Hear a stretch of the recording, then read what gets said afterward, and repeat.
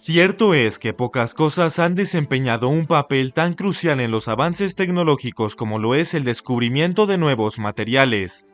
Uno de los elementos que más vital se ha vuelto en la sociedad moderna es el aluminio, un metal ligero, dúctil y resistente a la corrosión, que se utiliza ampliamente en una multitud de aplicaciones contemporáneas. El conocimiento de la existencia de este mineral, así como de sus asombrosas facultades, no provoca sino que una serie de llamativas incógnitas surjan en la cabeza de aquellos que tan dichosamente estudiamos la historia antigua. ¿Qué habría pasado si el aluminio se hubiera descubierto en la Edad Media? Y, sobre todo, ¿cómo habría influido en la tecnología y en la guerra de aquel periodo? Por lo que, a continuación, trataremos de responder a estas curiosas preguntas. Hey, ¿qué tal, belicistas? Qué gusto tenerlos aquí. En algún momento, uno de ustedes escribió un comentario que planteaba una interesante cuestión. Dicha nota cuestionaba si, en caso de que hubiese existido en ese entonces, se hubiera utilizado el aluminio para la fabricación de armas y armaduras. Y si bien quiero disculparme porque perdí el comentario, recuerdo muy bien que prometí llevar a cabo una investigación más profunda para resolver este asunto con más detalle. Por lo que, ahora que finalmente honro mi palabra, quiero agradecer a esa persona en particular por brindarme la idea para este material. Yo soy Roderich y ahora sí, comenzamos. Capítulo 1. El impacto del aluminio en la tecnología medieval. Si bien hoy día se reconoce que el aluminio es uno de los materiales más abundantes que existen sobre la corteza terrestre, su auténtico descubrimiento no ocurriría sino hasta principios del siglo XIX, no retrasándose en modo alguno el comienzo de su extracción luego de que se revelaran sus atractivas características. De entre todas sus facultades, la primera que salta a la vista es su ligereza, con un peso específico de 2.7 gramos por centímetro cúbico, lo que equivale a un tercio del gramaje total del acero, particularidad a la que, en relación con su peso, se le suma una sobresaliente capacidad de conducción del calor y la electricidad, siendo casi 2 veces mejor que el cobre para la realización de esta tarea. Además, el mineral tiene la capacidad de generar una fina capa de óxido que lo protege de la corrosión severa, propiedad que puede mejorarse dependiendo del tratamiento superficial que se lleve a cabo en su producción. Adicionalmente, es importante mencionar que el aluminio es un excelente reflector de la luz, lo que lo vuelve ideal para la fabricación de instrumentos reflectores. Su densidad y punto de fusión bajos, así como su capacidad de admitir grandes deformaciones en frío sin llegar a romperse, permiten que los instrumentos fabricados con él sean casi idénticos a su diseño original. Su hoja, incluso cuando es laminada a un grosor de 0.007 milímetros, permanece siendo impermeable y no acepta que ninguna sustancia resguardada por ella pierda alguna facultad. Del mismo modo, el metal representa una aptitud de reciclaje del 100% sin merma alguna en sus cualidades, lo que significa que con el material reciclado es posible volver a fabricar exactamente las mismas piezas de las que procede, utilizándose tan solo un 5% de la energía empleada en su primera elaboración.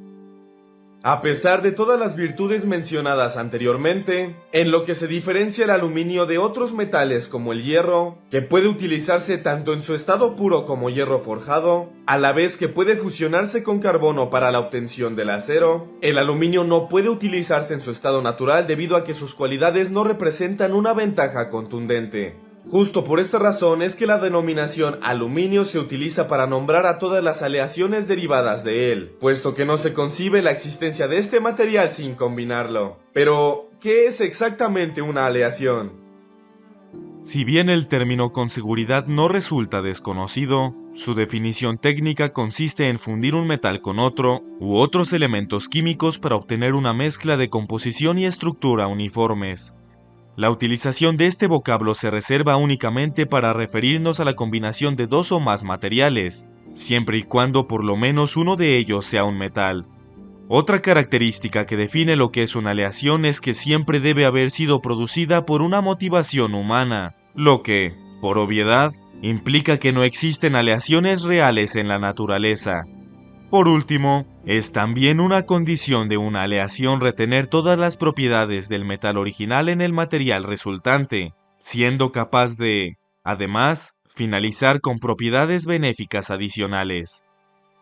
Las aleaciones de aluminio se clasifican por un sistema numérico que las clasifica por series de millares, siendo cada serie una familia de aleación diferente con sus características particulares. Por ejemplo, la aleación 1100 es lo que se entiende como aluminio puro, ya que tan solo contiene 0.1% de cobre, siendo de aluminio el 99% restante. La serie 2000, que representa la mayor parte de las variaciones de aluminio y cobre, es también una de las más utilizadas, poseyendo entre sus filas a la aleación 2011, valorada por su elevada resistencia mecánica, la aleación 2014, apreciada por su prominente aguante, y la aleación 2024, estimada por su buena tolerancia a la fatiga. En cuanto a la serie 3000, podemos decir que personifica las aleaciones más utilizadas de todas, siendo la mezcla 3003, una combinación de aluminio, manganeso y cobre, la preferida por los fabricantes, puesto que incrementa su resistencia en un 20% comparándola con el grado 1100.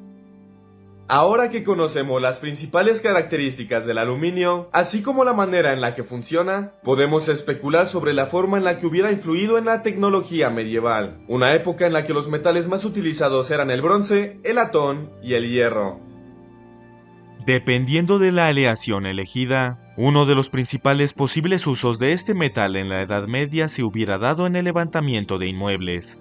Sus cualidades de ligereza y resistencia a la corrosión sin duda lo habrían vuelto el material idóneo para las construcciones en las regiones costeras, en donde el agua salada a menudo corroía el hierro de manera abrupta. Por añadidura, pienso que este metal pudo haberse empleado en la elaboración de puentes o cualquier otra estructura que estuviese cerca de cuerpos acuáticos, facilitando así la transportación de mercancías y personas por ríos u otras masas de agua. Lo que me lleva al siguiente punto.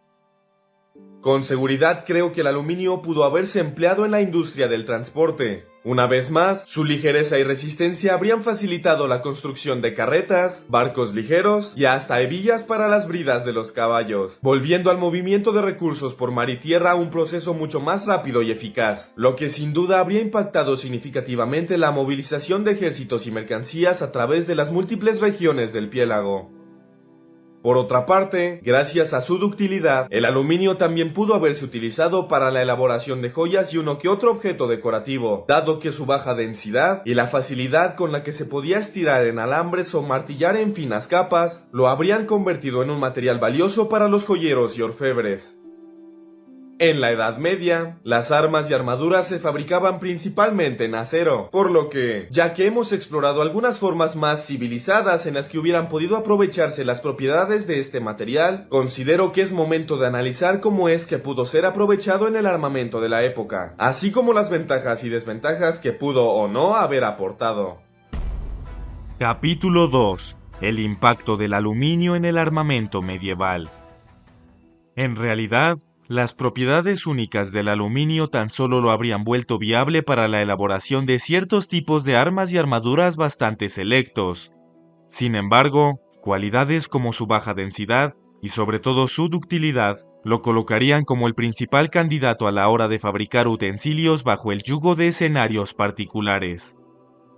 Uno de sus principales usos en la rama del armamento medieval se hubiera dado en la fabricación de cabezas de flechas. Las saetas de aluminio hubieran sido mucho más ligeras que las de acero, propiedad que les hubiera permitido a los arqueros disparar sus municiones desde una distancia más larga con mayor precisión, puesto que los dardos se hubieran visto menos afectados por la resistencia al viento, permitiendo a las flechas volar más lejos y en una trayectoria más recta que sus contrapartes férreas. Otra ventaja de las saetas de aluminio es que hubieran sido más difíciles de detectar. Verán, el sonido que emite el acero al chocar contra el piso o al impactar contra otra superficie metálica es más fuerte que el que produce el aluminio, por lo que las flechas fabricadas con él producirían una resonancia más suave a la hora de impactar contra un oponente que se estuviera tratando de eliminar de una manera sigilosa, o, en su defecto, al momento de impactar contra lo que fuera que estuviese a su espalda. No obstante, la principal desventaja de estas municiones hubiera sido su maleabilidad. Al ser un metal blando, las puntas de los dardos se doblarían o romperían al momento de impactar contra un material más duro que ellas, por lo que su utilización quedaría reservada para aquellos oponentes que no estuvieran utilizando una armadura de acero, no teniendo problemas para atravesar la piel expuesta de una persona o una coraza conformada por un material más ligero. Cambiando de tema, a pesar de que la baja densidad del aluminio lo habría hecho inadecuado para la elaboración de las hojas de los cuchillos, espadas, lanzas y todas las armas de la época, su ligereza y aspecto bien pudieron haber dotado a la guarda y el pomo de una apariencia y características diferentes.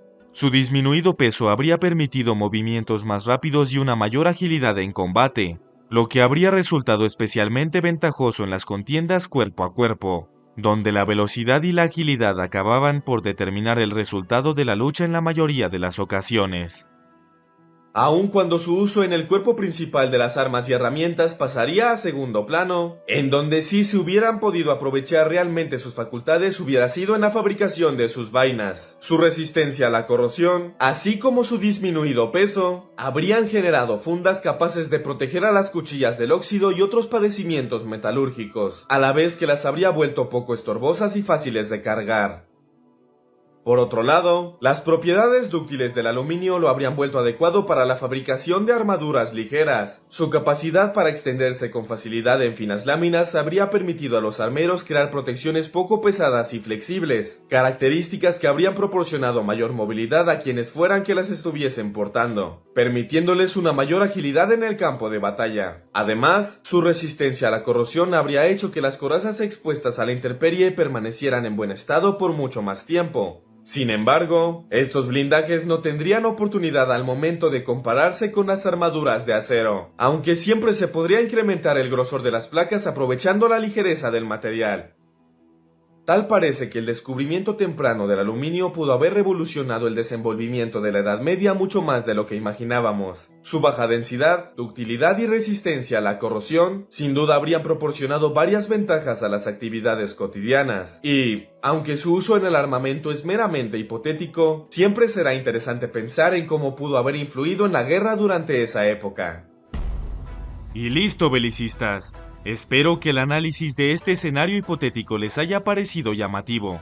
Déjenme en los comentarios su opinión con respecto al tema y al formato de este video. Ojalá lo hayan considerado interesante. Denle like y suscríbanse si les gusta este tipo de contenido. Aún quedan muchas tramas por descubrir. Gracias por llegar hasta este punto. Que tengan un excelente resto de día.